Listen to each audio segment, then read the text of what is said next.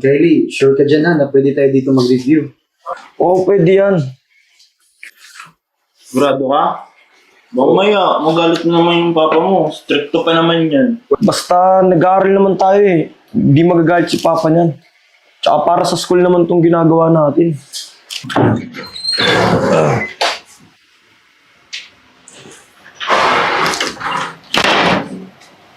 Ano to? Ha? Dito pa kayo nagkalat sa pamamahay ko? Sinama pa itong mga tarantado na to? Nagre-review lang naman kami tayo eh. Ano ka sa akala mo? Ha? May mararating ka? Eh, bobo ka naman eh. Manang-mana ka sa nanay mong basura, putik, at malandi! Sumusobra na tayo! Pati si nanay, nawala na dito. Grabe mo pa rin lait-lait eh. Kaya siguro ng lalaki si nanay. Dahil sumobra na. Papalag ka? Ha? Ano ba? Tama na. Anong karapatan mo sumagot sa akin ng ganyan, ha? Ha? Ha? Bakit? Papalag ka! Alam mo, para matuwa ako sa'yo, magtrabaho ka.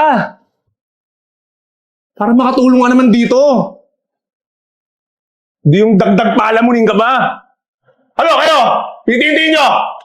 Ha?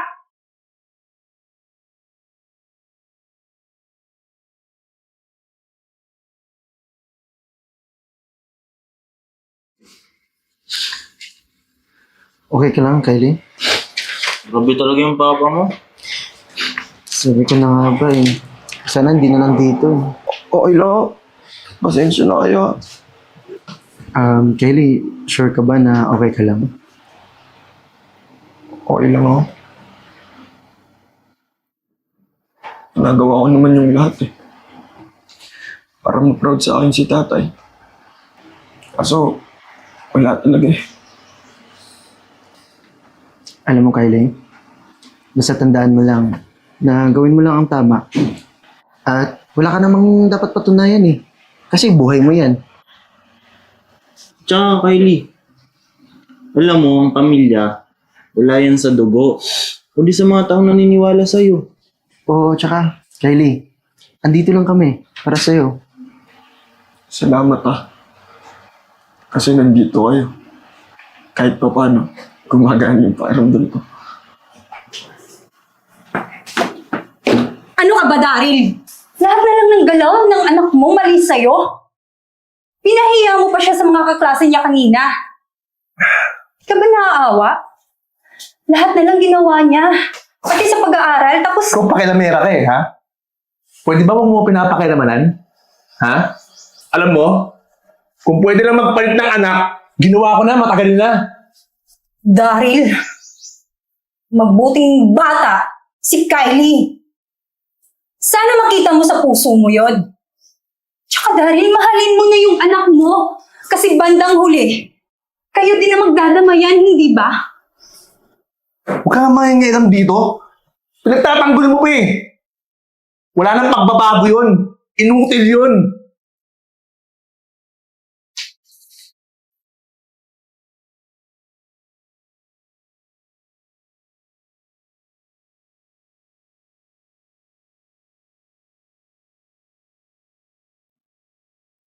Magandang araw po, sir. Andyan ba si Kylie?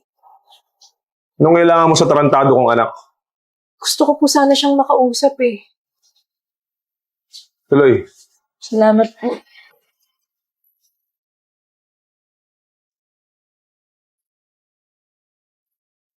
Bakit?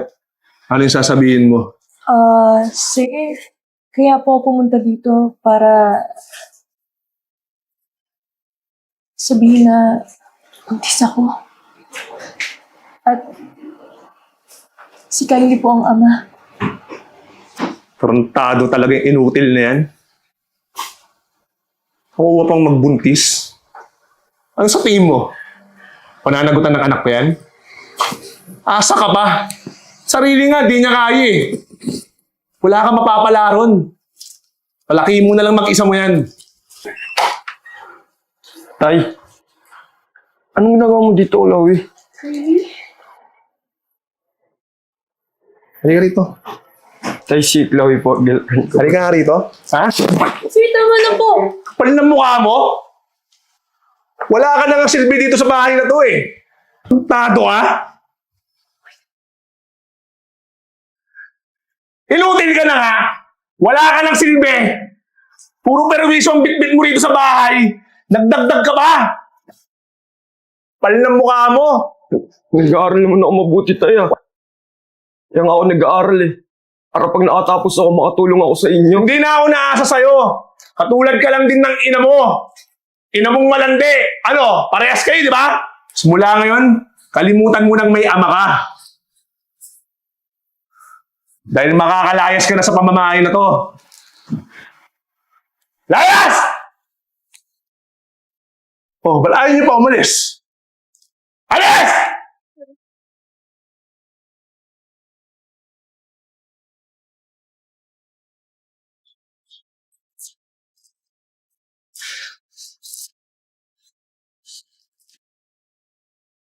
Riley, okay ka lang ba? Okay lang ako.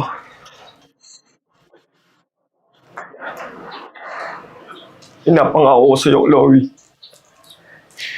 At sa magiging anak natin, na hindi siya matutulad sa akin at hindi ko ipaparanas sa kanya kung ano yung nararanasan ko sa magulang ko. Huwag ka mag-alala, Kylie. Hindi ka naman nag-iisa dito eh. Pagtutulungan natin to parehas, okay? So ano, tara na. Tao po, pre, Joshua. Oh, Kylie. Pasok. Upo muna kayo.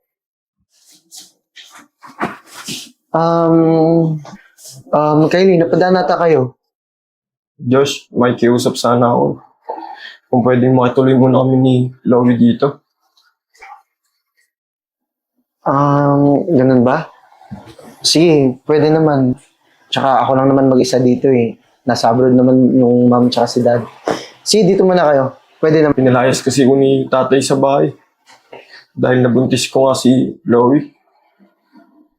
Baka huminturin muna ako sa pag-aaral. Ano? Sure ka ba dyan?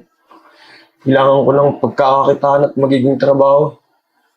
Dahil kailangan kong buhayin at panagutan tong magiging pamilya ko. Ganun ba? Sige, desisyon mo yan eh. Salamat talaga, pre, kasi pinatuloy mo kami dito. Walang yun. Chloe, kulang na kulang pa rin yung mga kinikita ko sa lahat ng trabaho ko.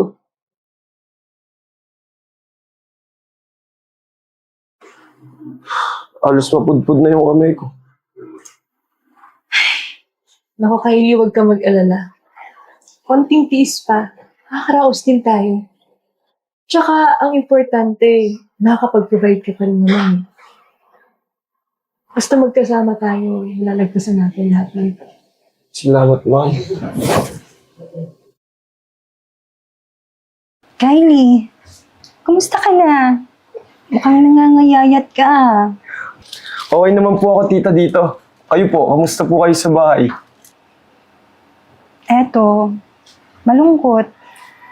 Umalis ka kasi. Alam mo, madalas ko nakikita yung papa mo sa likod ng bahay. Umiiyak.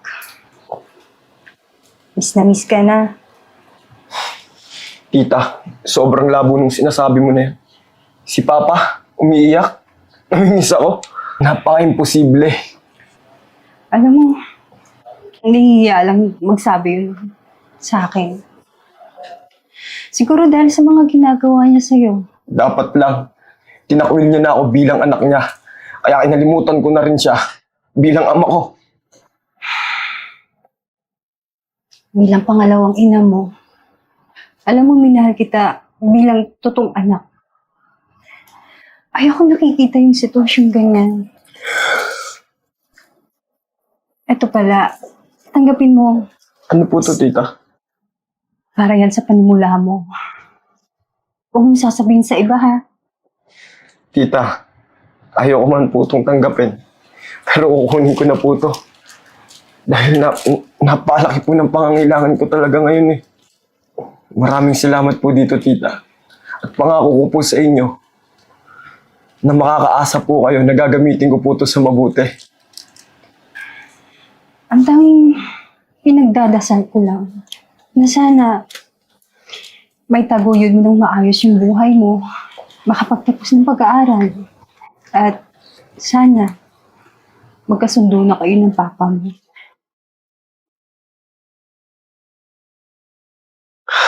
Oh, mahal. Tapos ka na? Oo.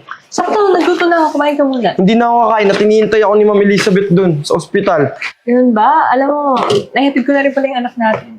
Oh, buti naman. Kamusta pala yung pag-aaral nun? Okay naman, binabantayan ko siya.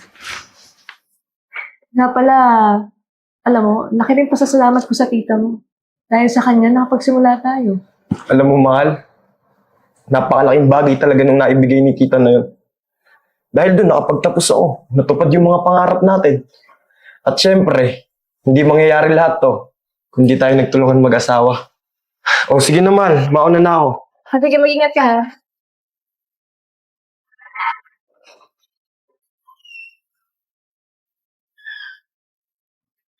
Dok, ready na po yung pasyente niya. Papasukin ko na po. Ah, sige Enzo. Thank you. Sir Daryl, pasok na po kayo.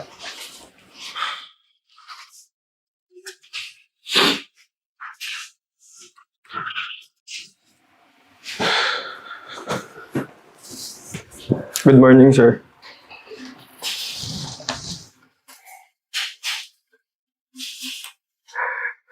Anak. Anak, masaya ako. Nakita kita ulit. Anong papatignan mo, sir? Matagal na kita hinahanap pa daw. Baka naman kaya ka nandito kasi successful na ako sa buhay. 10 taon na nakakalipas. Ngayon mo lang ako naisipang hanapin. Kasi successful na ako sa buhay ko. Tama ba? Anak, Tama ba ako doon? pumunta ako rito para humingi ng tawad. At nagpapasalamat ako na ginamit mo sa tama ang pera na binigay ko sa'yo. Ano? Sa'yo galing 1,000,000? Kung kailangan mo, kaya kong ibalik sa'yo. Kailangan mo ba ngayon? Babalik ko. Hindi naman yung kailangan yung pera, anak eh. Kung wala ka nang kailangan sa akin, kung wala kang papatignan, pwede ka nang umalis.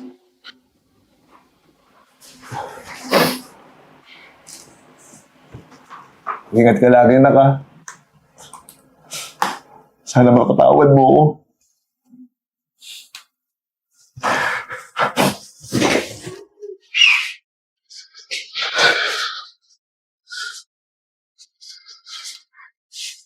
Tay, matagal ko na po kayo pinatawad. Totoo niyan, Tay. Walang gabi, walang oras na hindi ko kayo iniisip. Patawarin niyo rin ako, Tay. Dahil alam kong may pagkukulang din ako. Wala yun, anak. Maraming sa dapat, ha.